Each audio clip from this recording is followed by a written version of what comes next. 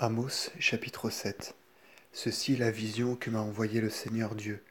Voilà une nuée de sauterelles qui vient de l'Orient, et voilà de grandes sauterelles sur les champs du roi Gog.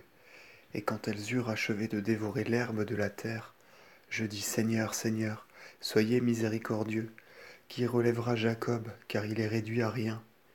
Seigneur, repentez-vous pour cela, et cela ne sera point, dit le Seigneur. Ceci est la vision que m'a envoyée le Seigneur. Voilà que le Seigneur appela le châtiment par la flamme, et le feu dévora une grande part de l'abîme, et il consuma l'héritage du Seigneur. Je dis, Seigneur, cessez donc, qui relèvera Jacob, car il est réduit à rien. Seigneur, repentez-vous pour cela, et cela ne sera point, dit le Seigneur. Ceci est la vision que m'a envoyée le Seigneur. Voilà que le Seigneur se tient debout sur un mur de diamants, et il avait un diamant à la main. Et le Seigneur me dit, que vois-tu, Amos? Et je dis, un diamant.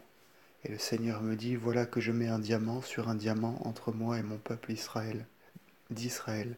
Je ne continuerai plus de me montrer à lui.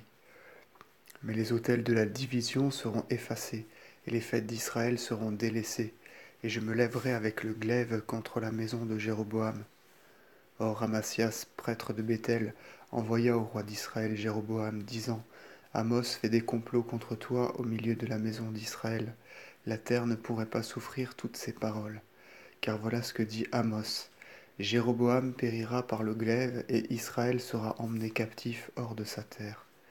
Et Amasias dit à Amos, Ô voyant, pars, retire-toi dans la terre de Juda. C'est là que tu vivras, et là que tu prophétiseras. Tu ne continueras plus de prophétiser en Béthel. C'est la ville sainte du roi et la demeure royale. Et Amos répondit et dit à Amasias, Je n'étais point prophète ni fils de prophète, mais chevrier, et je cueillais des mûres. Et le Seigneur m'a pris au milieu de mon troupeau, et le Seigneur m'a dit, Pars et prophétise à mon peuple Israël. Et maintenant écoute la parole du Seigneur. Tu dis, ne prophétise point sur Israël, et n'ameute pas la foule contre la maison de Jacob. À cause de cela, voici ce que dit le Seigneur.